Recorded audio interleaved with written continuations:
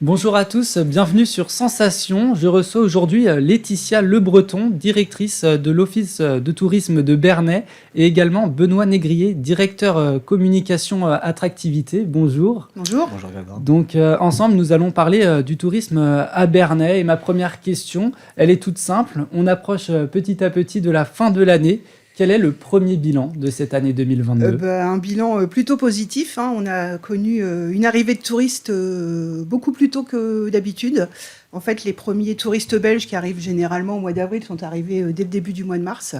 On a retrouvé nos touristes étrangers et notamment les Anglais qui sont revenus vraiment en force.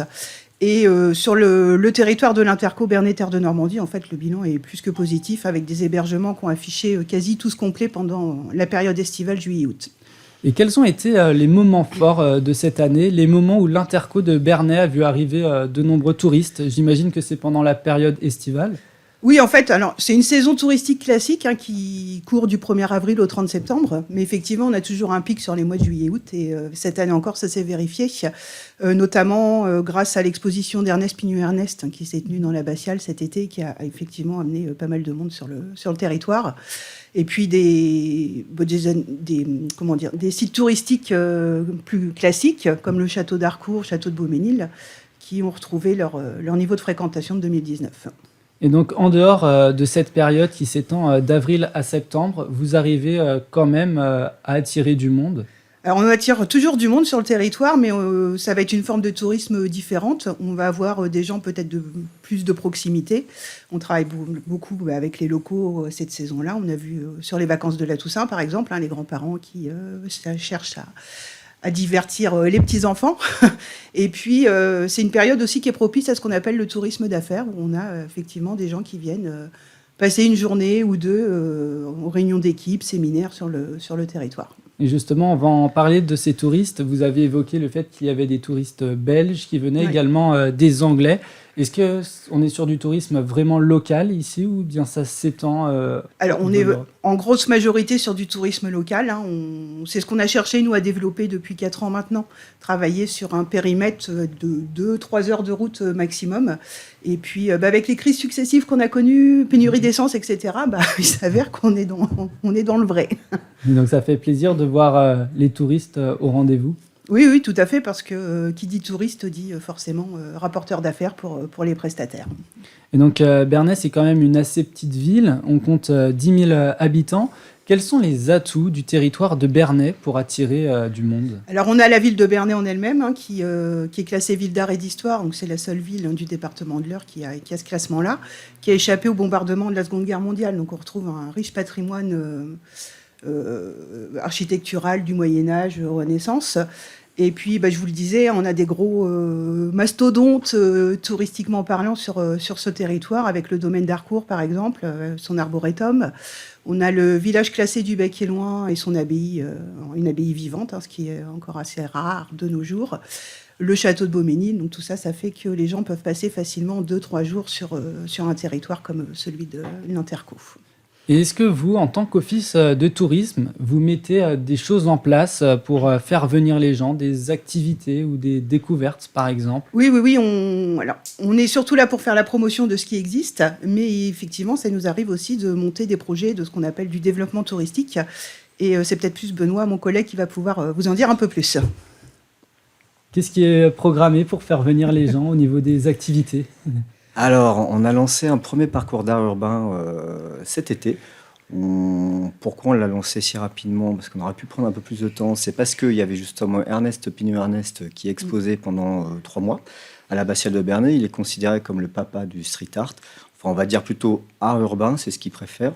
Et donc, en fait, on a été challengé par le département pour animer une voie verte. Donc, on a plusieurs voies vertes, dont celle qui part de Bernay et qui va jusqu'à Broglie. Et sur cette voie verte, l'équipe de l'Office de tourisme a eu cette idée de faire intervenir des gens qui sont spécialistes de l'art urbain, qui sont capables de faire finalement autant des anamorphoses au sol, c'est-à-dire des trompe-l'œil en peinture. On a aussi des gens qui travaillent davantage le végétal. On a eu par exemple Claire Boucle qui nous a sublimé un arbre mort. à partir d'osier, donc en faisant une espèce de dentelle. On a aussi notre tête d'affiche cette année qui s'appelle 4, avec un K. Et 4 nous a empaqueté en fait un pont de la voie verte, en créant aussi une anamorphose, c'est-à-dire un effet 3D. Donc tout bleu, donc c'est histoire de casser les codes et justement de pouvoir attirer de nouvelles personnes. Déjà faire plaisir aux premiers touristes qui sont les touristes à domicile, c'est-à-dire les habitants, et d'essayer d'aller capter des gens qui viennent d'ailleurs. Et je pense aussi à l'artiste Le Valais qui actuellement expose à la gare Saint-Lazare, et donc Saint-Lazare, gare de Bernay. Voilà ce qu'on a essayé de faire pour cet été. Ce n'est qu'une première édition, il y en aura 4 au final. Et justement, tout ce que vous aviez évoqué, ça a eu lieu cet été. Est-ce que vous avez un premier bilan à tirer de cet été au niveau de ces activités que vous avez programmées? Alors le bilan chiffré, on ne peut pas l'avoir tout de suite, mais on sait qu'on a quand même un capteur justement du département, qu'on ne pilote pas nous-mêmes. On a des chiffres, on sait que ça a commencé à peu près à 80 000 personnes de passage sur la voie verte.